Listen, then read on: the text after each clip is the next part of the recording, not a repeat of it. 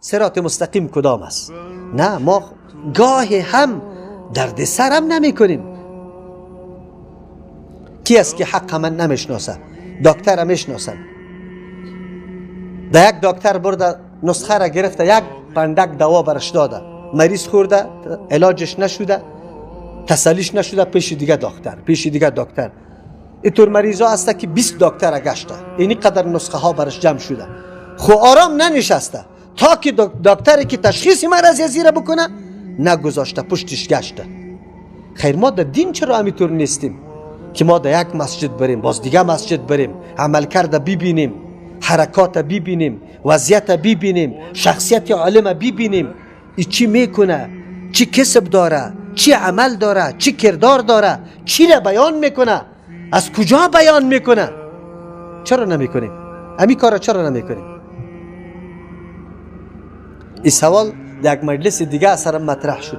مولوی صاحب ما در دورایی باقی ماندیم، یک مسجد بری که رفع الیدین نمیشه، دیگه جای میگیری که رفع الیدین میشه، ما چی کنیم؟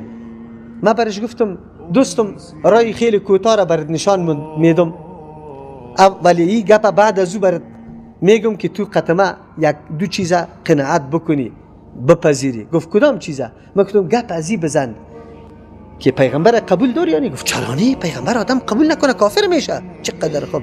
قبولیت پیغمبر چی مفهوم داره؟ من گفتم پیغمبر چی معنی که ما قبول داریم؟ یعنی عبادت الله سبحانه و تعالی را به طریقه ابی پیغمبر پیش ببریم. همینطور است یا نه؟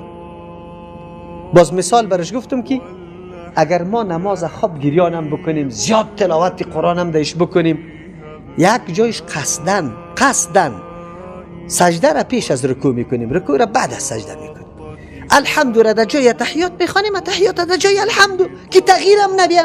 خو گپ ازی بزن که نماز شده یا نه، گناهگار شدیم یا ثواب بردیم، گریانا کردیم، خواب گریانا کردیم، قرآن هم زیاد خواندیم.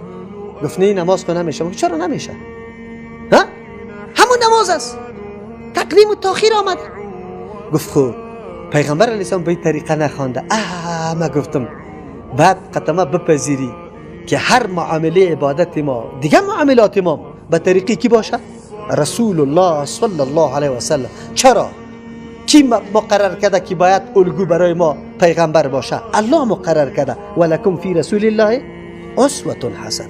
در رسول الله اسوه حسنه است. بر ما اشخاص دیگر معرفی نکرده الله که مقتدا فلان است فلان است فلان است. رسول الله را بر ما مشخص کرده که مقتدا است، الگو و نمونه برای پیروی شماست. خیلی خوب، پذیرفتی جناب این دو گپ قطمه که پیغمبر قبول داری و ایرم قبول داری که عبادت امو عبادت است که به طریقی کی باشه؟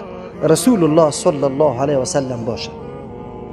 یک روز بیا اینجا پشت ماد این مسجد تکبیرام نماز بخوان، لیکن همونطور گنگ و سنگ نماز نخوان، کلی حرکات ما را زیر تعقیب بگی. نماز که خلاص شد بیا گنده بزن، زانو بزن، سوالا را شروع کو که عجیب کارهای از شما دیدیم اینجا، شما چی کارا ویا کردید؟ دیگه از خودی کارا نمیشه، تو چرا این کارا کردی؟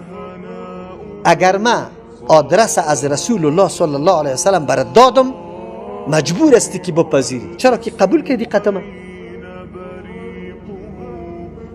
خو لیکن در مسجد دیگه هم که نماز خواندی، کدام حرکاتی که اونجا هم انجام داده میشه، او را از عالمش سوال بکن که آدرس از پیغمبر داره یا نه.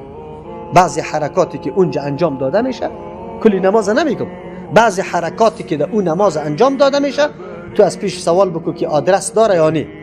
دستی رقم که بالا میکنی در این نرمی گوش کی پره دست طرف قبله کرده، اینطوری کرده، رویست نیت کردم ادا میسازم، قدر رکات نماز میخوانم، ایره برات بدنی سند بده که پیغمبر کرده یا نکرده. بعد از اینکه بری تو واضح شوه که سندم داده نتانه و بازم تو میگی که نه امی زول امام زلی تراوی پدرها و نیاکانی ما در را رفته، بعد از دیگه تو نگو که ما در دورایی باقی ماندیم. دروغ میگی، تو دنبال حق نمیگردی. قطمه اعتراف کردی که عبادت به طریقی کی باشه؟ رسول الله صلی الله علیه و سلم باشه. خو لیکن باز وقتی که خب حقیقت برات واضح میشه، باز او را نمیپیمایی، باز دیگه چی میکنی؟ ابلیس لعین باز خطایت میده. نکو خطا.